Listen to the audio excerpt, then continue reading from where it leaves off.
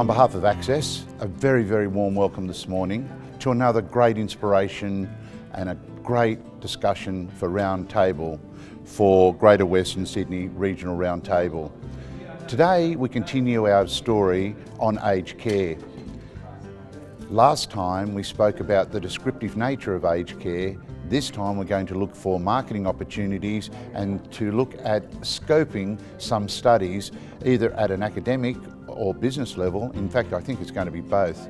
I'm really delighted to be joined this morning by a number of very eminent people. Of course, Michael Walls, our publisher and editor of WSBA, David Hegarty, our wonderful sponsor and partner of PricewaterhouseCoopers, or commonly known as PwC, Associate Professor Amanda Johnson from the wonderful university UWS, Sue Smith, the Group Manager for Summit Care Australia, Ellie Back from Business Manager Realise Performance, Rod Young from Horsley Services, Marta Aquino, the CEO of Residential Care, Peter Garrett, partner from HWL Esbers Lawyers, Chris Westacott, MD of Realise Performance, and of course, absolutely delighted to have Carlos Oyasi from ANZ Corporate Banking. Together, these wonderful people will share with us their stories and expertise on aged care, particularly as it relates to Western Sydney, and I'm sure you will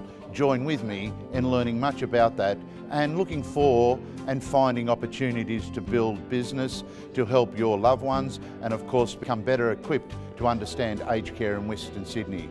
Enjoy the day. New residents from the 1st of July will be impacted by these new funding regimes. Now, the place that I'm on the board has 300 beds. July and August, we will lose 50 residents.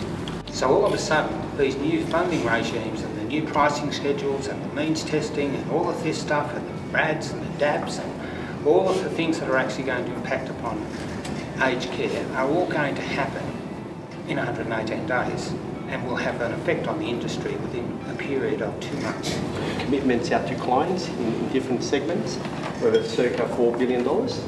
And in terms of the beds, by virtue of the number of clients that we have circa 40,000 beds in terms of the clients that we manage, and circa 37,000 retirement units.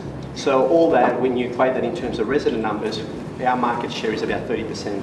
Is there this management dilemma, this management question around looking at a survey for Western Sydney and aged care? The only scoping study that was done on aged care across this region is one for Sydney Indigenous. It's called the Sydney Indigenous Aged Care Scoping Survey 2012. Now, it used methodology that looked at consultation with consumers and families. It surveyed the community with focus groups, they consulted with aged care providers, and they undertook a literature review. I think that something of that nature would be really quite appropriate within Greater Western Region. We all know from, without even researching our own particular desires, that if we can avoid being institutionalised, we would all prefer that to be our service outcome. So we all want to stay independent in your own homes for as long as possible. So that in itself is a given. Everybody except us, even us who are aged care providers, running institutions, recognise that. But what we don't know quite often is what is it that people actually are going to expect. As a 65-year-old baby boomer, I can tell you now I'm not going to get crooked and you're not going to need my services, or I'm not going to need your services or anyone else's services.